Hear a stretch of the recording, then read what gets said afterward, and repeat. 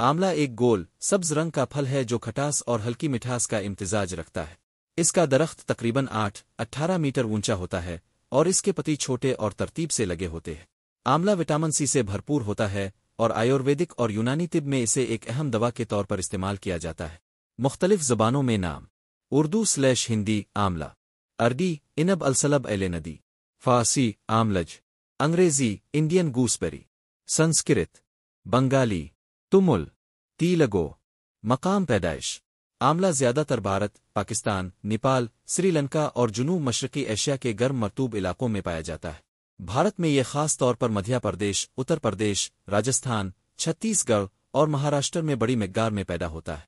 मिजाज यूनानी तिब के मुताबिक सर्द और खुश्क दूसरे दर्जे में, बलगम और सफरा को मुतआज़िन करने में मददगार। तरीका इस्तेमाल: 1 खाम आंवला। ताज़ा आंवला को धोकर खाया जा सकता है, इसे सलाद में शामिल किया जाता है। 2 आंवला का जूस, बालों की सेहत, कुव्वत मुदाफ़ियत और हाज़मे के लिए फ़ायदेमंद होता है।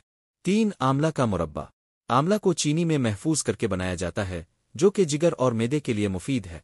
4 आंवला पाउडर, पानी या शहद के साथ मिलाकर पिया जा सकता है, जिल्द और बालों की सेहत के लिए भी इस्तेमाल होता है।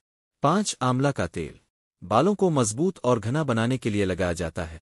6 दवाइयों में इस्तेमाल: इरूद में इसे तरीफला के जुस के तौर पर इस्तेमाल किया जाता है, खून साफ करने और शुगर कंट्रोल के लिए मुफीद है।